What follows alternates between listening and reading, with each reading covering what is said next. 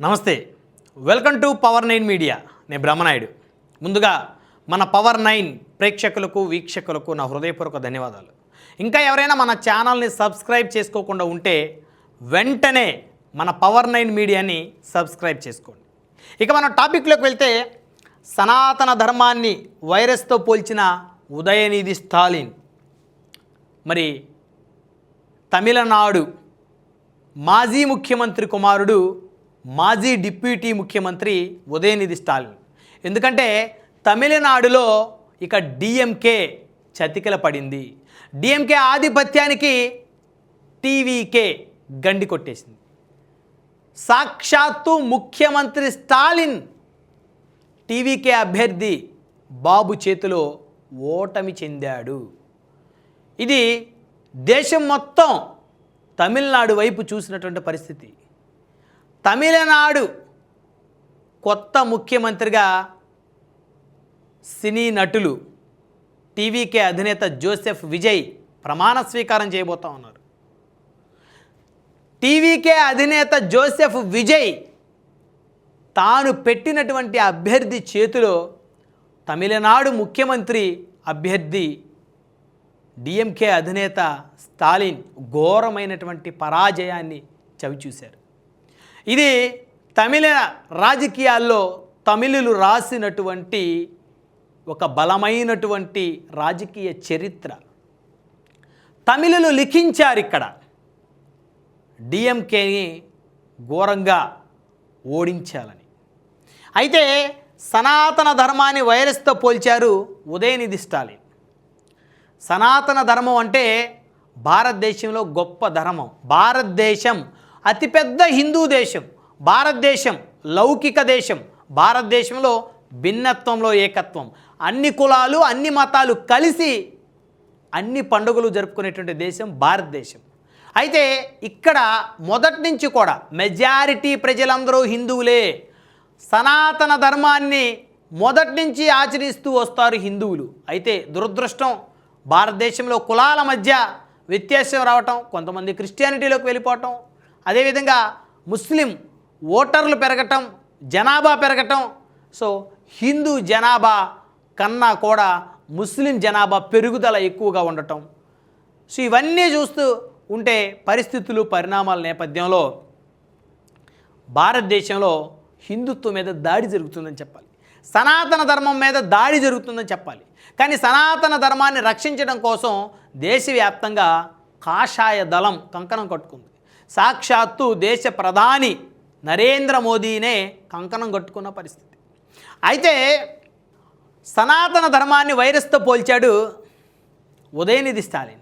చివరికి ఏమైంది? సనాతన ధర్మం స్టాలిన్ని, ఆయన కుమారుడి రాజకీయ జీవితాన్ని తొక్కి పట్టేసింది. సనాతన ధర్మాన్ని ముట్టుకున్నారు, మాడిపోయారు. దేశవ్యాప్తంగా మెజారిటీ ప్రజలు గౌరవించే సనాతన ధర్మాన్ని వైరస్తో పోల్చినటువంటి ఉదయనిధి స్టాలిన్కి రాజకీయ భవిష్యత్తు లేకుండా పోయింది. సాక్షాత్తు తన గర్వమైనటువంటి తన తండ్రి ఎమ్మెల్యేగా కూడా ఓటమి చెంది కనీసం తమిళనాడు అసెంబ్లీలో అడుగుపెట్టే పరిస్థితి కూడా లేకుండా పోయిందంటే దానికి ప్రధాన కారణం సనాతన ధర్మంతో పెట్టుకున్నారు, పూర్తిగా నేలమట్టమయ్యారు. సనాతన ధర్మంతో పెట్టుకున్న ఏ రాజకీయ నాయకుడు కానీ ఏ వ్యక్తి కానీ మనుగడ సాగించినట్టు చరిత్ర లేదు. కాస్త లేట వచ్చేమో కానీ ధర్మం తప్పిన వాడికి శిక్ష తప్పదు అంటే బహుశా ఇదేనేమో. అందుకే సనాతన ధర్మంతో పెట్టుకున్నటువంటి స్టాలిన్ కుటుంబం రాజకీయంగా జీరో అయిపోయింది. దేశ రాజకీయాల్లో డిఎంకే అన్నా, స్టాలిన్ అన్నా, ఆయన తండ్రి కరుణానిధి అన్నా దేశం మొత్తం తెలిసినటువంటి అతిపెద్ద రాజకీయ నాయకులు. దశాబ్దాల పాటు తమిళనాడుని ఏలినటువంటి కుటుంబం అది.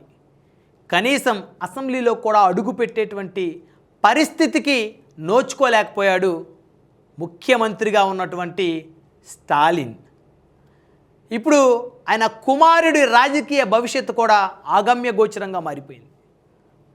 సనాతన ధర్మాన్ని ఘోరంగా అవమానించారు. సనాతన ధర్మంపై నోటికొచ్చినట్టు మాట్లాడారు. సనాతన ధర్మాన్ని వైరస్తో పోల్చారు. సనాతన ధర్మాన్ని తొక్కి పడతామన్నారు. చివరికి ఏమైంది? అదే సనాతన ధర్మం ఆగ్రహ మంటలలో కాలిపోయింది డిఎంకే పార్టీ, ఆ పార్టీలోని ప్రధాన నేతలు. కాబట్టి సనాతన ధర్మాన్ని వైరస్తో పోల్చిన ఉదయనిధి స్టాలిన్ పరిస్థితి ముందు నుయ్యి వెనక గొయ్యిగా మారిపోయింది. సాక్షాత్తు తన తండ్రే ఎమ్మెల్యేగా ఓడిపోయిన పరిస్థితి. తాను కేవలం ఎమ్మెల్యేగా చావు తప్పి కన్ను లొట్టబోయినట్టుగా గెలిచిన పరిస్థితి. డిఎంకే పార్టీ కనీసం ప్రతిపక్ష హోదాని కూడా దక్కించుకున్న పరిస్థితి లేదు.